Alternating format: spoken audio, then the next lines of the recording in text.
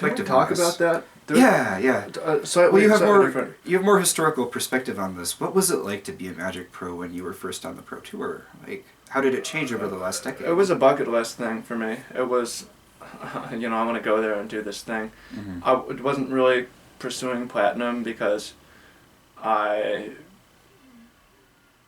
was doing other things. I was in school and I was working, and then I got traveled out, But I wanted to shift, and this is something really interesting, is the anti-money culture, because that thing I just said made me think about it, where it's like people are mad about people making so little money. Yeah. I've seen that, man, these people, it should be for the heart of the game. Why should they even make 20, 30,000?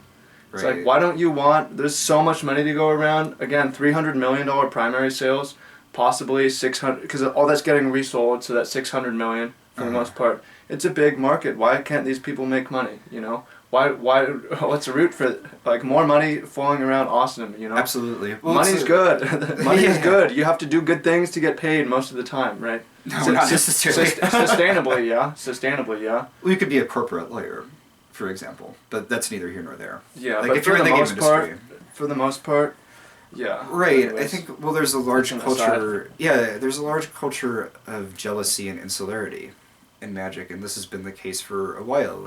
For example, there were those sponsors exemptions a few years ago, and Cedric wrote an article that was very myopic, saying that these sponsors exemptions throw into question the value of what I'm doing and trying to get on the Pro Tour in a legitimate way. Okay, fair, but that's where they invite random people who have good branding. Right. Stuff like that. I tried to get one of those, by the way, and it failed. But it was worth trying for. Yeah, definitely. Well, it's the wrong way of looking at it, though, which is, if I go to the Pro Tour, that's cool. If Cedric goes to the Pro Tour, that's cool. If the other people go to the Pro Tour, it's cool. And I think it's symptomatic, the myopic standpoint of there not being a lot of money in the game, and that causes people to fight very ferociously. There is. There is a lot of money in the game. It is, but it only goes to Wizards. Or the top 5 retailers. They own, yeah. Sure, it's a company and they own. You have to own the means of production, right? But the companies that own stuff like League or Dota have realized it's a very good idea to reinvest that and make a functional secondary market where not just a single corporation or a few big card sellers can make money, so can individual actors, so can card stores. It's an artificial economy. It could be very, very healthy, and I think the old Magic culture was very unhealthy and very limiting in that way. The stakes were very low and the infighting was incredibly ferocious.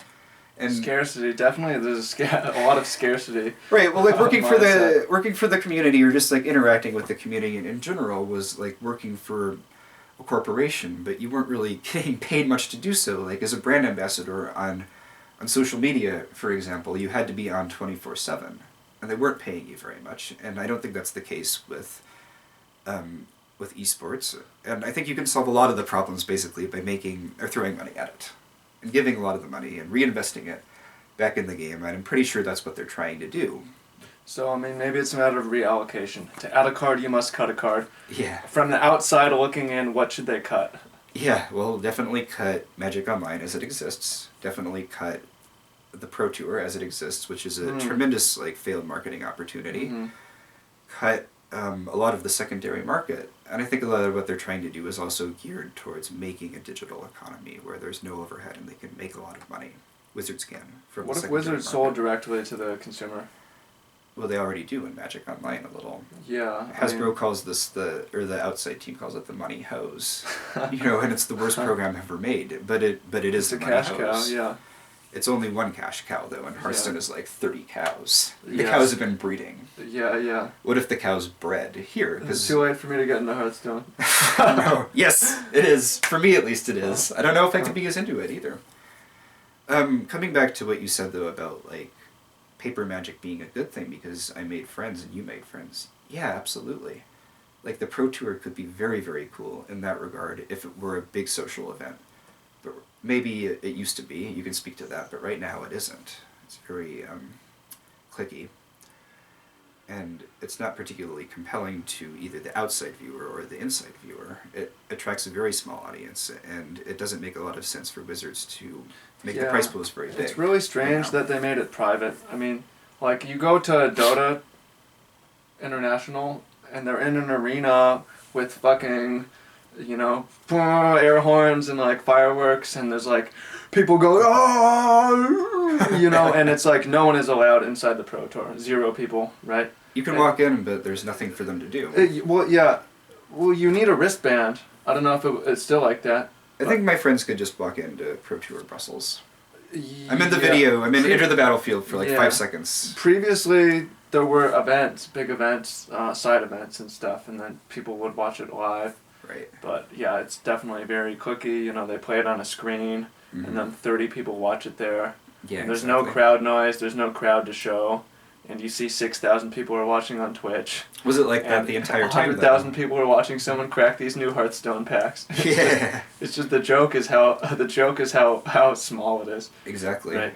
So what was it like to be though on the Pro Tour? When did you first go? I went in 2008. I went in 2010.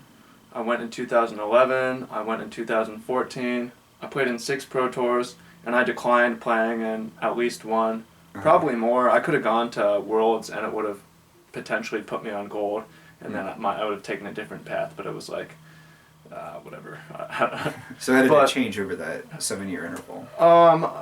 There was more people, so it was cool, but at first I didn't know anyone. It wasn't very fun, really.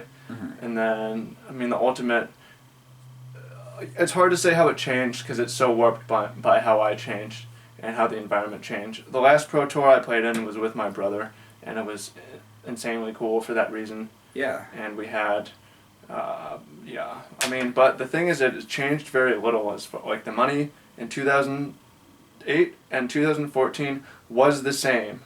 Yeah. And there was one less Pro Tour a year. Exactly. But the revenues were 5 to 6 times. As they're saying, yeah. But again, I don't know, maybe there's increase in fixed cost and variable costs that they're pumping in for the growth. It's a terrible excuse, though. It definitely looks bad. It definitely looks and feels bad to the audience. Well, it's a company that's very concerned with optics right now, and the optics in the Pro Tour are very bad. It's not a good spectacle. Very few people are watching it. It's like very much an unadulterated commercial failure as a promotional tool. But again, a lot of that has to do with the money and the lack of trust, and that they've divested from it. I'm not sure the lack of trust is so important, but yeah, not putting money into it is. But I don't think that they could fix the Pro Tour by tripling the prizes. I think that they could. Well, they could, but first they have to rebrand the entire game. Yeah, they have to make it Magic a viable spectator sport, too. Yeah. It's interesting to think that, I love Walk the Plains, I love Nate, I love Sean.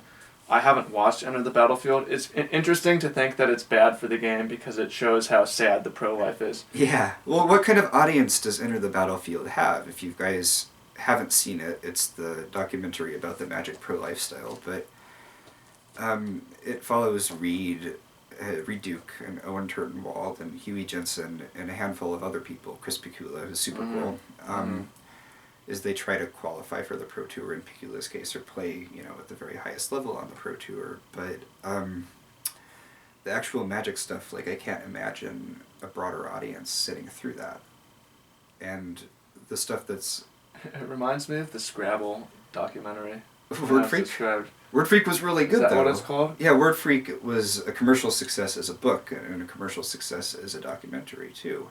Because it focused on the weird lives that these people had. Those were sad lives, but it actually made me want to do the pro thing. Yeah. It's like, they're sad, but they're playing games and they're having fun. Well, this was a really good documentary, as was The King of Kong. Like, there's no pro Donkey Kong scene, but The King of Kong was also a huge success because it was super good. It was hella good. Very Don Quixote. Hella Don Quixote, yeah. Steve Wiebe. Well, it had a hero, it had a villain. You could relate to these people, whereas Enter the Battlefield is a very corporate narrative.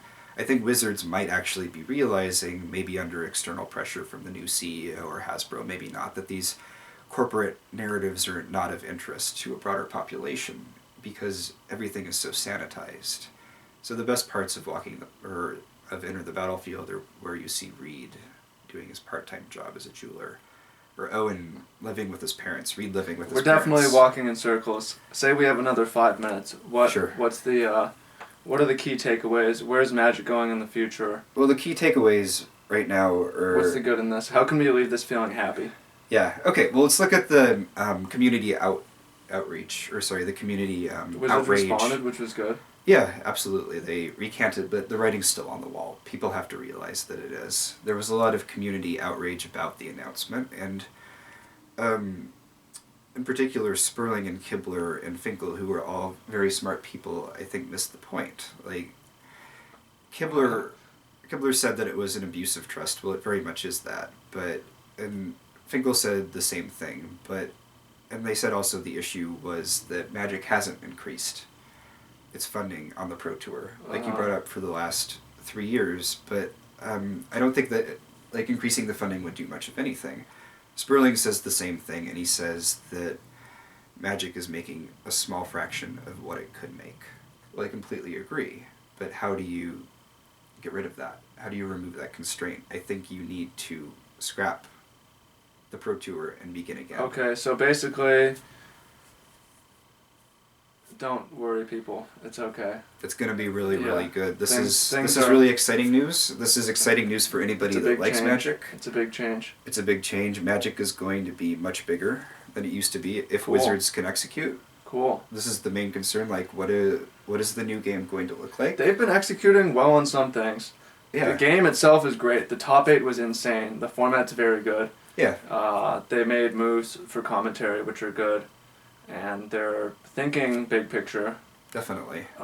Their moves that might not have been perfect, but... Yeah. Well, this has been something that you had to live with either consciously or subconsciously as a Magic player for the last decade. Magic is making a fraction of what it could make. Like, the game, the pros are not as compensated as they ought to be, and the game is a lot smaller than it should be.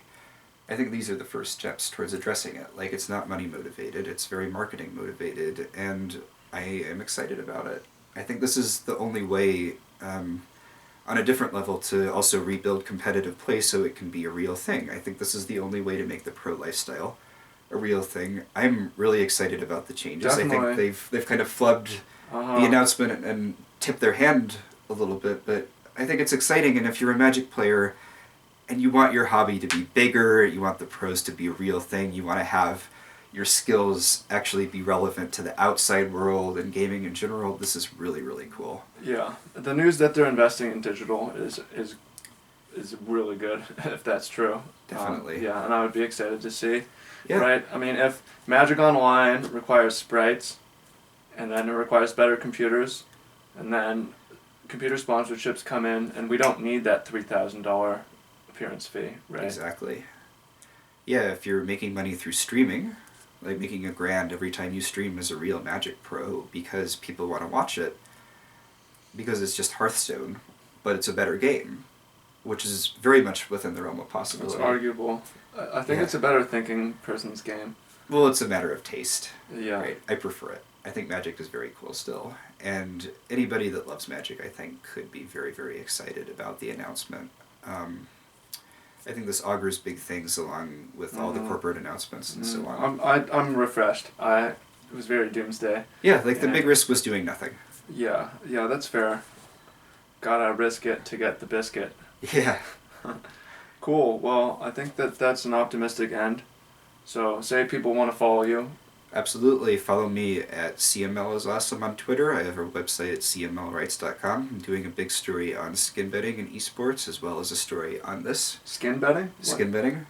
It's just really quickly in CSGO you can have skins, which are just like cosmetic items that are worth a certain amount of money, and you can use them as a digital currency to bet on the outcome of esports or just bet on flip of things. But that was another big secondary market thing, and they're very importantly lets the Valve circumvent gambling laws, which is something that Hasbro is very concerned with. Yeah, and it's an issue if they have $500,000, $1 million, $2 million pots. Yeah.